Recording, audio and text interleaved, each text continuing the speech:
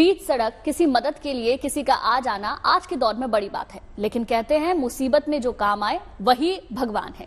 ऐसा ही मामला ग्रेटर नोएडा से सामने आया। वाकया कुल करीब सुबह 7 बजे का है, जब ग्रेटर नोएडा के परी चौक पर रोशनी नाम की एक प्रेग्नेंट महिला को अचानक से दर्द हुआ।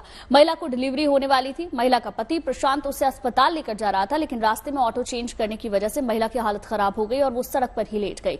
इस दौरान महिला का पति मदद के लिए बार बार लोगों से मदद मांगता रहा, गुहार लगाता रहा, लेकिन कोई भी मदद के लिए आगे नहीं आ रहा था। तभी वहां से प्राइवेट अस्पताल की 2 नर्स ज्योति और रेनू गुजर रही थी। दोनों नर्स को जैसे ही मामले के बारे में पता चला तो वो उस महिला की तरफ भागी। महिला की हालत ऐसी नहीं थी कि उसे उठाकर अस्पताल लाया जाए। ऐसे में दोनों नर्स ने महिला की डिलीवरी वहीं सड़क पर करने का फैसला लिया। महिला की प्राइवेसी को ध्यान में रखते हुए उसे चारों तरफ से कवर किया गया और दोनों नर्स ने वहीं सफलतापूर्वक महिला की डिलीवरी करवाई। नर्स रेनू ने बताया कि डिलीवरी के बाद आसपास कोई साफ कपड़ा भी नहीं था, इसीलिए उन्होंने बच्चे को अपनी जैकेट में लपेटा और फिर दोनों को अस्पताल ले गए। ये कहानी वाकई प्रेरणा देने वाली है ऐसे लोगों के लिए जो मदद के लिए आगे नहीं आते हैं। आज के वक्त में भी इंसानियत बाकी है और ऐसे में ये दोनों नर्स लोगों के लिए मिसाल हैं।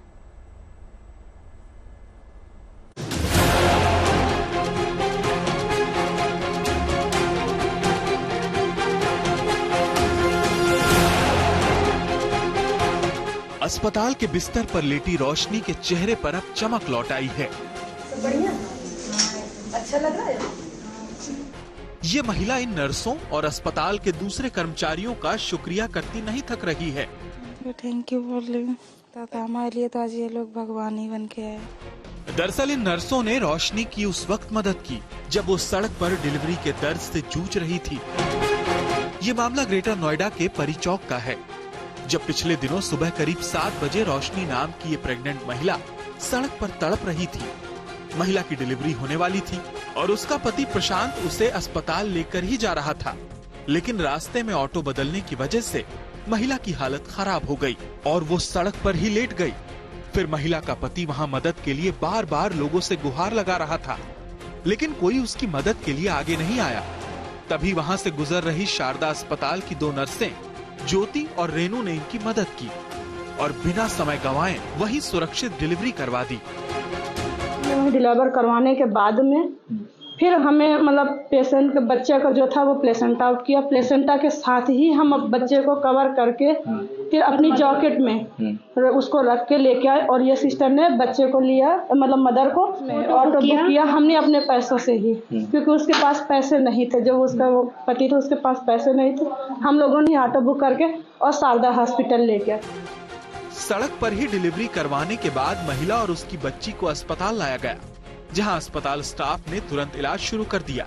अब इस महिला का परिवार इन नर्सों और अस्पताल प्रबंधन का शुक्रिया अदा कर रहा है।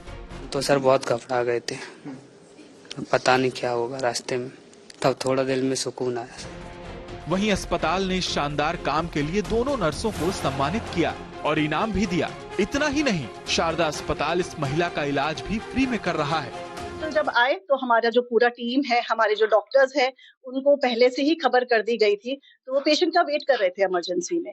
और जैसे ही पेशेंट पहुंची है तुरंत उसको हैंडल किया गया, उसको ड्रिप वगैरह लगाई गई, क्योंकि प्लेसेंटा निकला था तो प्लेसेंटा के कुछ बिट्स रह जाते हैं, मेम्ब्रेन्स रह जाते हैं, ब्लीडिंग के चांसेस होते हैं, इसलिए पेशेंट की जान को भी खतरा हो सकता है, क्योंकि इस तरह की डिलीवरी हुई थी।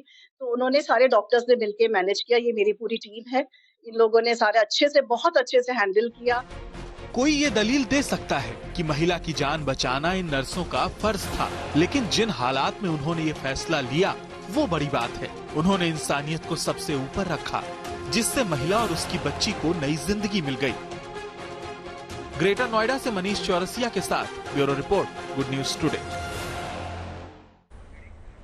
और देखिए, सोचने वाली बात यह है कि इस पूरे मामले में अच्छी बात यह है कि महिला और उसका बच्चा दोनों पूरी तरीके से स्वस्थ हैं।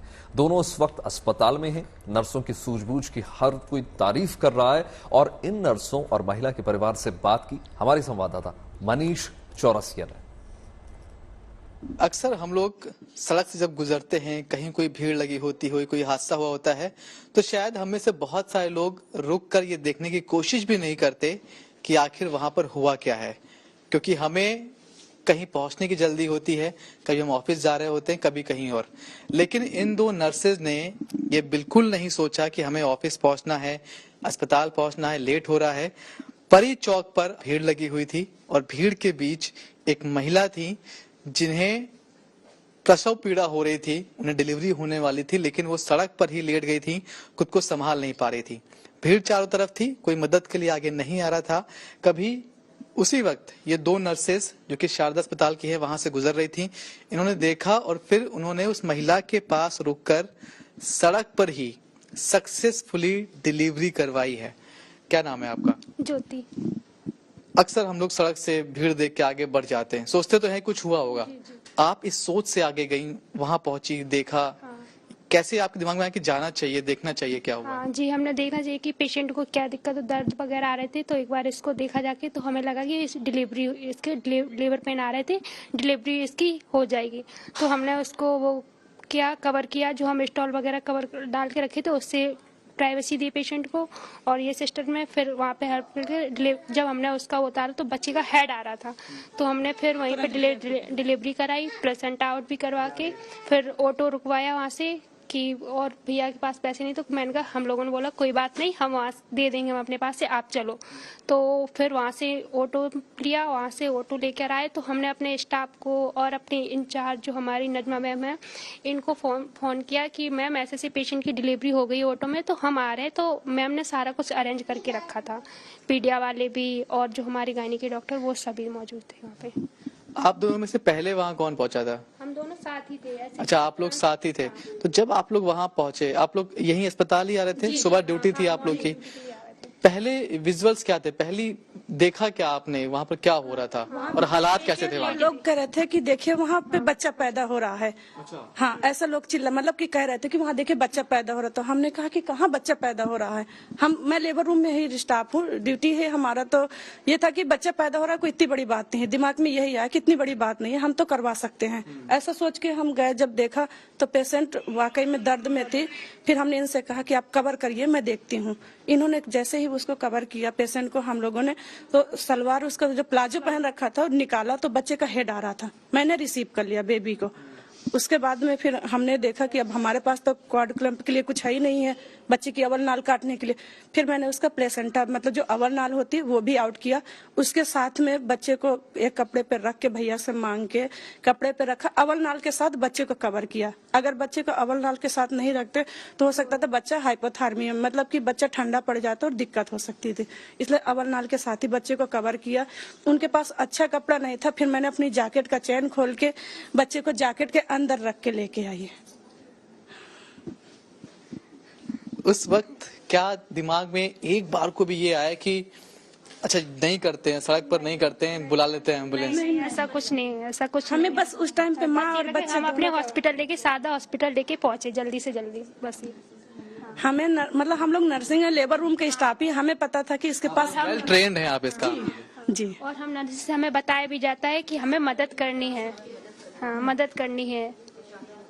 ज्योति और रेनू इनका नाम है, और ये उनकी ट्रेनिंग ही थी इस अस्पताल की कि उस वक्त कॉन्फिडेंट हो पाए, विश्वास रख पाए कि नहीं हम ये काम कर सकते हैं। अगर हमने इनको अस्पताल ले जाने की कोशिश की तो शायद कुछ और हो जाएगा, और बच्चे को भी काफी इन्फेक्शंस हो सकते थे। हाँ, जी, जी।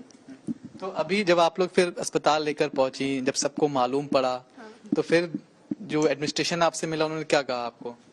उन्होंने हमें मतलब एक गिफ्ट भी मिला है, सर्टिफिकेट भी मिला है, और हमें मतलब बहुत अच्छा लगा यहाँ से। क्या मिला है गिफ्ट में, इनाम में? गिफ्ट में 5100 रुपए मिले हैं और सर्टिफिकेट भी मिला है।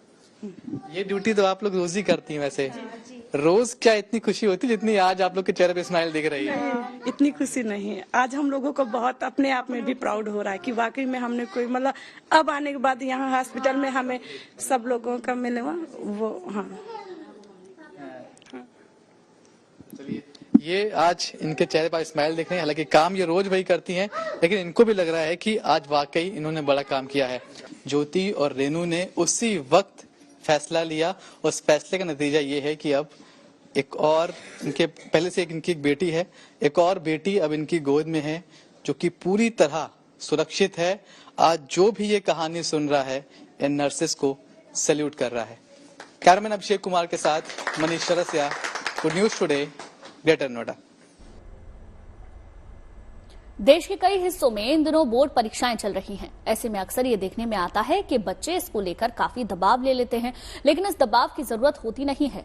इसी बात को अलग तरीके से समझाने की कोशिश हो रही है। दिल्ली के एक स्कूल ने भी इसको लेकर कुछ जरूरी कदम उठाए ताकि बच्चे तनाव मुक्त होकर बोर्ड परीक्षाएं दे सके। दिल्ली का ये स्कूल हर पेपर के बाद बच्चों से बात करता है।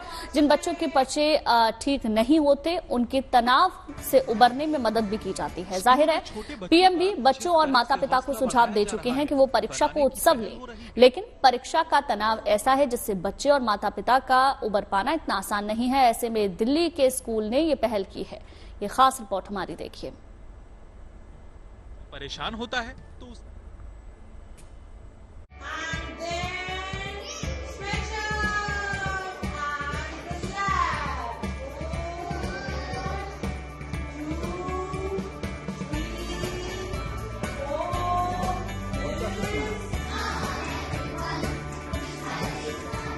स्कूल में छोटे बच्चों का कुछ इस तरह से हौसला बढ़ाया जा रहा है।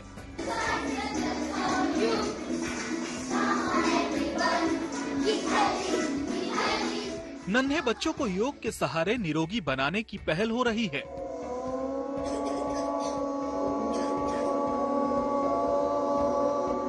छोटे बच्चों के लिए खास तरीके अपनाए जा रहे हैं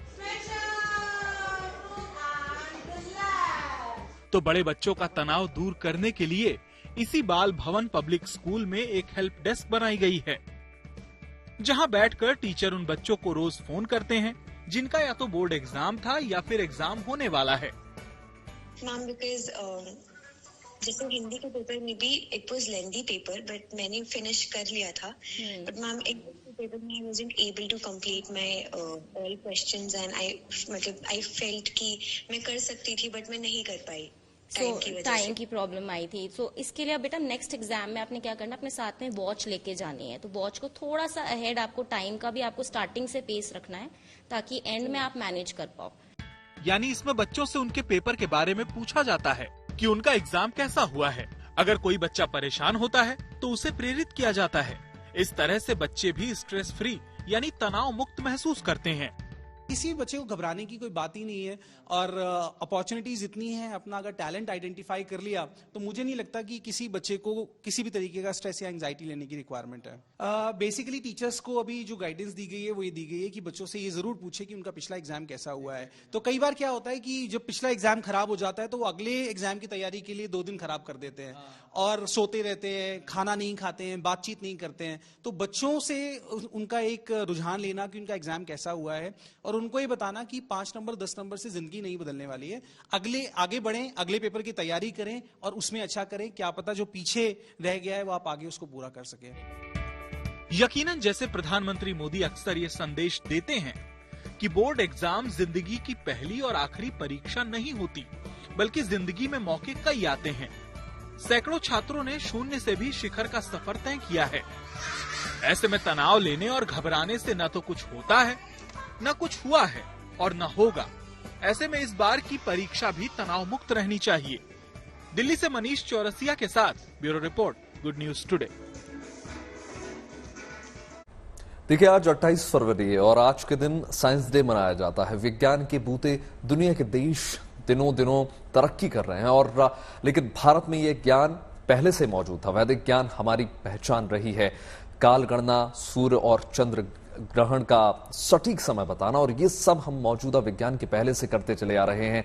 इसी ज्ञान को पुनर्जीवित करने और दुनिया को बताने के लिए उज्जैन में एक वैदिक घड़ी लगाई जा रही है। 1 मार्च को इस वैदिक घड़ी का लोकार्पण किया जाएगा। देखिए,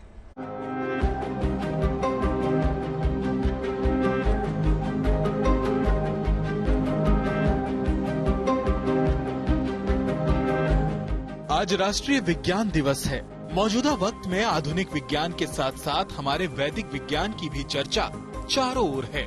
ये वैदिक ज्ञान सदियों से हमारी पहचान रहा है। एक बार फिर हम अपने इसी ज्ञान की बदौलत दुनिया को हैरान करने वाले हैं, क्योंकि महाकाल की नगरी उज्जैन में दुनिया की पहली वैदिक घड़ी का लोकार्पण होने वाला है।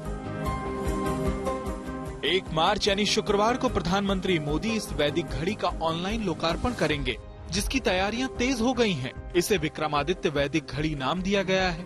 जिसके लिए जीवाजी वैधशाला के पास जंतर मंतर पर 85 फीट ऊंचा टावर बनाया गया है। इस वैदिक घड़ी में 24 के बजाय 30 घंटे होंगे। पुराने समय में जो समय का कैलकुलेशन किया जाता था, ये जैसे ये जो वैधशाला बनी है जंतर मंतर पे जैसे कैलकुलेट किया जाता था, वही तरीका है। इसमें 30 घंटे हैं, जो 48 मिनट का 1 घंटा है। ऐसे करके इंडियन स्टैंडर्ड टाइम के हिसाब से 48 मिनट का 1 घंटा बनेगा। इसमें ये मुहूर्त के ऊपर मुहूर्त दिखाएगी, सारे टाइम बताएगी, वैदिक टाइम बताएगी, सारे टाइम बताएगी। बिल्कुल मुहूर्त दिखाएगी और हम लोग के जो भी पंचांग वगैरह जो होते हैं, जिस तरीके से सारे कैलकुलेशन होते हैं, वो सब इस पर दिखाए जाएंगे। ये दुनिया की पहली डिजिटल घड़ी होगी जिसमें भारतीय काल गणना को दर्शाया जाएगा। ये इंडियन स्टैंडर्ड टाइम और ग्रीनविच मीन टाइम तो बताएगी ही, साथ ही पंचांग और 30 मुहूर्त की भी जानकारी देगी। यानी सूर्योदय से सूर्यास्त के साथ ग्रह, योग, भद्रा, चंद्र स्थिति, नक्षत्र, चौघड़िया, सूर्य ग्रहण और चंद्र ग्रहण की जानकारी भी देगी। इसका मकसद भारतीय काल गणना को फिर से स्थापित करना है। वैदिक घड़ी है, इसमें वैदिक समय के साथ, सूर्योदय के साथ, जो वैदिक समय का जो चक्र है, सूर्योदय से लेकर सूर्यास्त और सूर्यास्त से लेकर सूर्योदय। दूसरा, इस घड़ी में घटी है, पल है, कास्था है, मुहूर्त है, दिन है, पल प्रतिपल, बहुत सारी चीजें उसमें, संवत्सर, सब कुछ शामिल है। तो लगभग जो विक्रम पंचांग के जो सारे अनुषंग होते हैं काल गणना के, शुभाशुभ मुहूर्त भी होगा, चंद्र ग्रहण होगा, सूर्योदय होगा, तो वो सब भी इसमें समाहित रहेंगे। इतना ही नहीं, इस घड़ी से जुड़ा एक मोबाइल ऐप भी लॉन्च होगा जिसमें इस वैदिक घड़ी के सभी फीचर होंगे। मतलब टावर पर लगाने के बाद इस घड़ी में जो भी बदलाव होंगे वो इस ऐप में भी नजर आएंगे। इस वैदिक घड़ी में घंटे, मिनट और सेकंड वाली सुई तो होगी ही, साथ ही टावर पर एक टेलीस्कोप भी होगा जो खगोलीय घटनाओं का नजारा दिखाएगा। Sandeep Kulshreshtha, Ujjain, good news today. चलिए अब आपको बताते हैं ये वैदिक घड़ी आखिर क्या बताएगी। सबसे पहले बता दें कि वैदिक घड़ी पंचांग और मुहूर्त की जानकारी आपको देगी। हिंदू धर्म में पंचांग का शुभ कार्य में बड़ा महत्व माना जाता है। पंचांग के 5 अंक नक्षत्र, तिथि, योग, करण, वार होते हैं। इसके अलावा पंचांग में 27 नक्षत्र, 16 प्रकार की तिथि और 27 प्रकार के योग भी हैं। वैभव। बिल्कुल गुंजन, और जो इस घड़ी के जरिए आपको तमाम तरीके से बताया जाएगा, वहीं मुख्य रूप से 11 प्रकार के कारण होते हैं और वार बताएगी ये घड़ी, जो एक सूर्योदय से दूसरे सूर्योदय की अवधि के बीच में माना जाता है। इसके अलावा मुहूर्त भी बताने जा रही है, यानी वो काल जिसमें सारे शुभ कार्य होते हैं। ज्योतिष में सूर्य बिंब के आधार पर 15 मुहूर्त होते हैं और इनकी जानकारी ये घड़ी अब आपको देगी। देखिए, लोकसभा चुनाव में भले ही वक्त हो, लेकिन पार्टियां जो हैं लोकसभा चुनाव की तैयारियों में लगातार जुट गई हैं। उम्मीदवारों के नामों पर मंथन चल रहा है। आज बीजेपी की 8 राज्यों की कोर कमेटियों की बैठक जो है दिल्ली में हो रही है। कल पार्टी की केंद्रीय चुनाव समिति की बैठक हो रही है। इससे पहले आज की बैठक को काफी अहम भी बताया जा रहा है। आज की बैठक में उम्मीदवारों के नाम पर विचार होगा। आखिरी लिस्ट केंद्रीय चुनाव समिति की बैठक में रखी जाएगी। तो उधर दिल्ली में आम आदमी पार्टी ने 4 उम्मीदवारों की लिस्ट जारी कर दी है। आपने कुलदीप कुमार, सोमनाथ भारती को टिकट दे दिया है। दोनों पार्टियों में गठबंधन के तहत सीटों का बंटवारा हुआ है, जिसमें आम आदमी पार्टी 4 और कांग्रेस 3 सीटों पर चुनाव लड़ेगी। कांग्रेस दिल्ली के पार्टी अध्यक्ष अरविंद सिंह लवली को उत्तर पूर्वी दिल्ली सीट से लोकसभा चुनाव के लिए उतारा गया है मैदान में। वहीं बीजेपी भी लगातार कमर कस रही है और बहुत जल्द आप लिस्ट देखेंगे। प्रधानमंत्री नरेंद्र मोदी तमिलनाडु के दौरे पर हैं। अब से कुछ ही देर में वो राज्य को 17,300 करोड़ रुपए की परियोजनाओं की सौगात देने जा रहे हैं। प्रधानमंत्री कल ही तमिलनाडु पहुंच गए थे, जहां उनका जबरदस्त स्वागत किया गया था। इस दौरान प्रधानमंत्री ने मदुरई के मीनाक्षी सुंदरेश्वर मंदिर में दर्शन पूजन भी किए। वो आज तमिलनाडु के बाद महाराष्ट्र जाएंगे और 4,900 करोड़ रुपए की कई विकास परियोजनाओं का उद्घाटन और लोकार्पण करेंगे।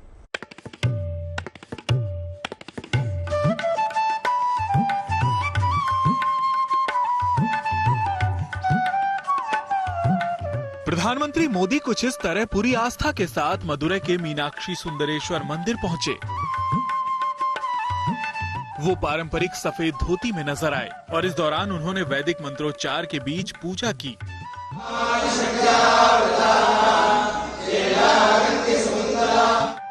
प्रधानमंत्री ने वहां के पुरोहितों से टीका लगवाया और हाथ जोड़कर प्रार्थना की। दरअसल पीएम मोदी तमिलनाडु के 2 दिनों के दौरे पर पहुंचे थे। इस दौरान उन्होंने सोमवार शाम इस मंदिर में पूजा अर्चना की। मीनाक्षी अम्मन मंदिर मुख्य रूप से माता पार्वती और भगवान शिव को समर्पित है।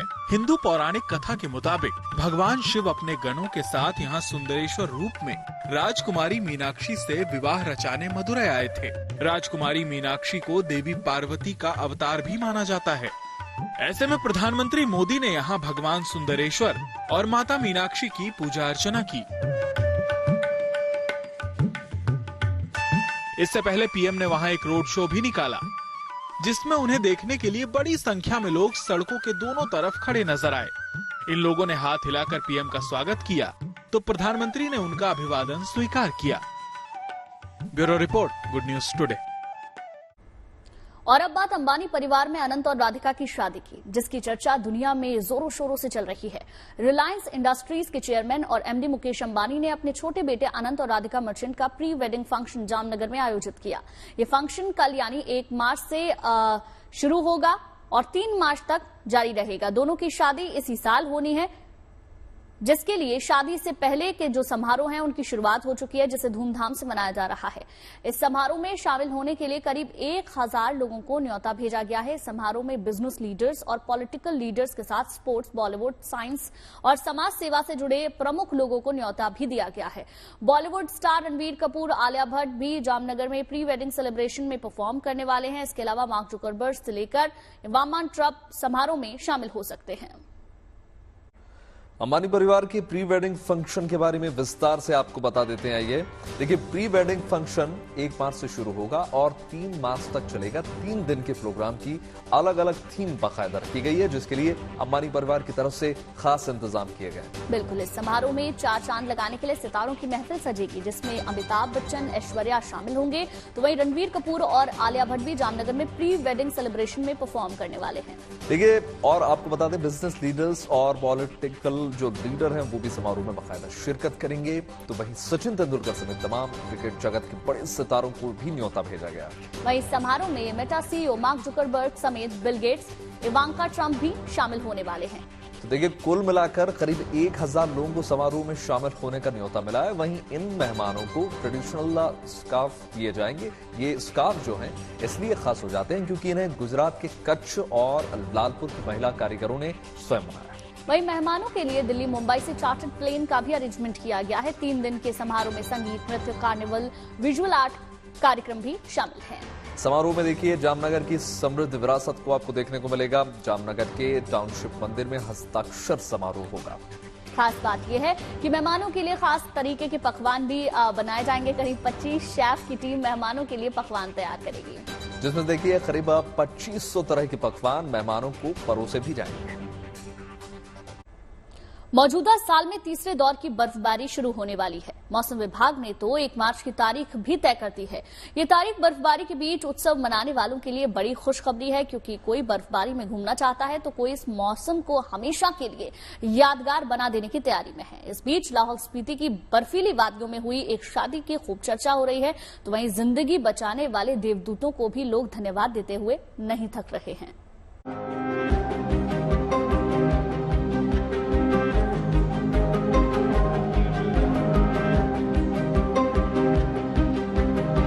एक तरफ बर्फीली वादियों में खड़ी गाड़ी पर चढ़कर फोटो शूट करवाती दुल्हन है, तो दूसरी तरफ कुदरत की सफेद चादर के बीच सजा शादी का ये मंडप। इसी अनोखे अंदाज के लिए ये शादी समारोह काफी सुर्खियों में रहा। हिमाचल प्रदेश के लाहौल स्पीति में इस गुजराती जोड़े ने -25 डिग्री सेल्सियस तापमान में 7 फेरे लिए और ऐसा कर इन दोनों ने अपनी शादी को हमेशा के लिए यादगार बना दिया।